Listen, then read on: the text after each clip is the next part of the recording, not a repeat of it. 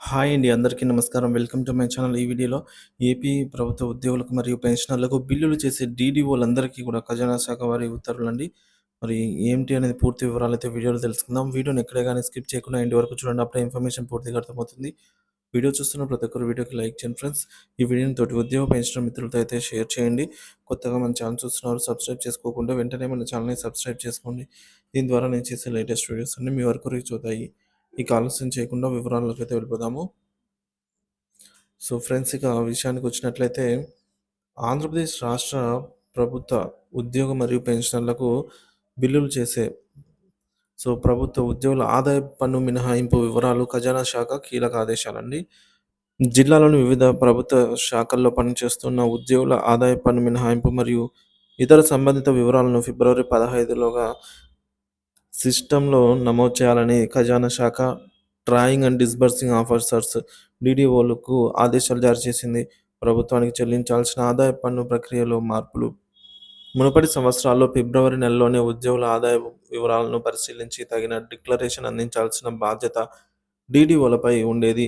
అయితే ఈ ఏడాది నుంచి కొత్త మార్గదర్శకాలు అమల్లోకి రాగా ఉద్యోగుల ఆదాయపు పన్ను లెక్కింపు స్లాబ్ వారీగా నిర్వహించాలని ఖజానా శాఖ సూచించింది.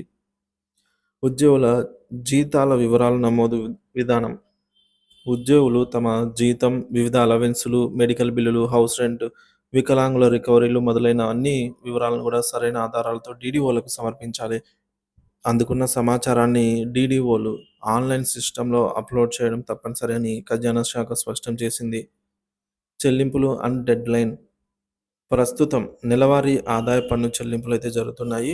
మార్చి 15 గల అన్ని మినహాయింపులు లెక్కించి మిగిలిన పన్ను చెల్లింపులను ఫిబ్రవరిలోనే పూర్తి చేయాలి.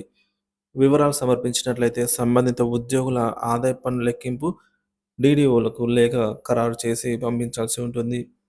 ఎందుకు ఇది ముఖ్యమైన నిర్ణయం అన్నట్లే పన్ను మినహాయింపుల లెక్కింపు ప్రక్రియ మరింత పారదర్శకంగా ఉండేందుకు ఈ కొత్త మార్గదర్శకాలు అమలయ్యాయి. ఉద్యోగులు తమ ఆదాయపు పన్ను రీఫండ్ మరియు మినహాయింపులను సకాలంలో పొందేలాగా ప్రభుత్వం చర్యలు తీసుకుంటోంది. డీడీఓలకు నిర్దిష్ట గడువు విధించడం ద్వారా డేటా లెక్కింపు మరింత సమర్థవంతంగా జరుగుతుంది. కాబట్టి ప్రభుత్వ ఉద్యోగులందరూ తగిన ఆధారాలతో తమ ఆదాయపు పన్ను మినహాయింపు వివరాలను సమర్పించి ఫిబ్రవరి 15లోగా ఖజానా శాఖ మార్గదర్శకాల ప్రకారం నమోదు చేయించుకోవడం అయితే తప్పనిసరి.